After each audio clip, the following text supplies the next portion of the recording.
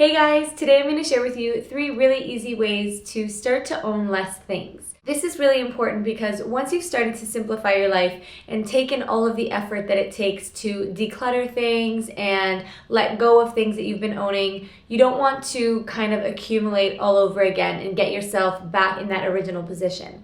So the first thing I'm going to recommend is to own multi-use products.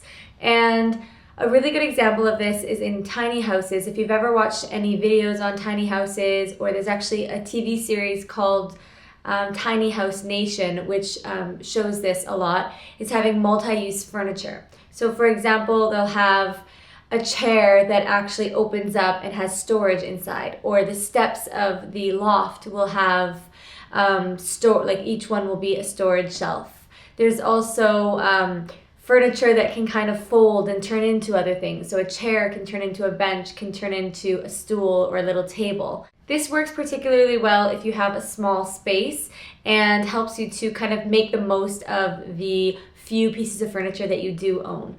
Another great way to do this is actually to get multi-use cleaning products. An amazing example of this is the Dr. Bronner's Castile soap, and I'll put a link down below. They're an absolutely amazing all-natural product. And you can use their 1 bottle of soap for your face, to wash your body, to have as a bath soap, to clean your dishes, to use as a multi-purpose surface cleaner, to wash your laundry. And on their website they have a list of the different dilution ratios because it comes concentrated. So it'll tell you dilute 10:1 for this and dilute, 5:1 to use for this. And a great reason to use a multi-use product is because it replaces all of the bottles that you might have underneath your cabinets. For example, under your kitchen cabinets, you might have, a window cleaner, a dish cleaner, a floor cleaner, a surface cleaner, etc. And if you can replace all of those bottles with 1 big bottle that you can use for everything, you're saving all of that plastic and all the bottles, and you're also having a lot less clutter of all of these products in your home.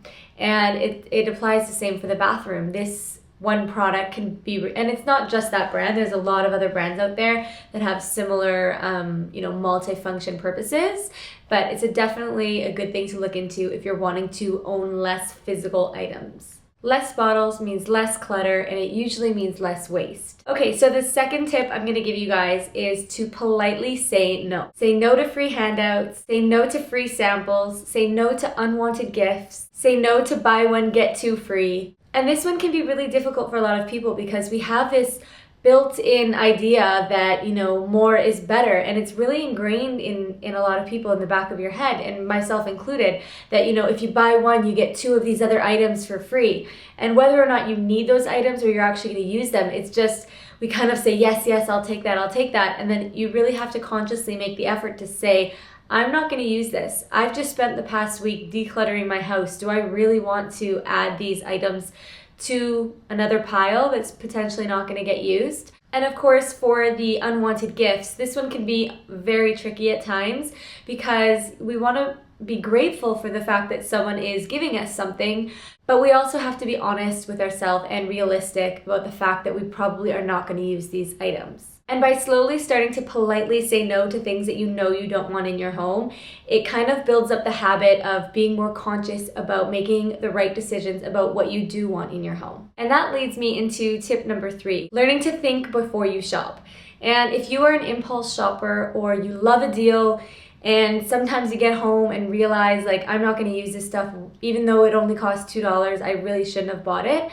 A really good tip, and this is something that I personally used when I was saving up to go traveling, is to keep a big ticket item in mind, or something big that you are saving your money for. For example, maybe you want to build your own tiny house one day, or maybe you want to travel the world for an entire year, or maybe you want to be able to quit your job and have an entire year off of work to write your novel. Whatever it may be, having that idea in mind really, really helps you to save money and not make impulse purchases on useless things. For example, say you're at a store and you see dresses that are on sale, and you kind of feel like, oh wow, I really like these colors, I'm going to stock up, I'm going to buy a bunch of them.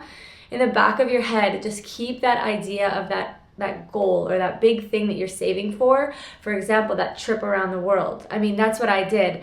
When I knew I was going to go traveling, I couldn't believe how easy it was to stop buying useless things and to save money because I had that big goal in mind. I was like, these flimsy dresses that I'm probably never going to wear, or this amazing trip, which I know I want to go on and I can't wait for. So it really made that decision a lot easier for me. And I find that if you don't have anything in particular that you're saving for, it can be easy to just say, oh, why not spend the $30 on this? Or why not spend the $50 on this?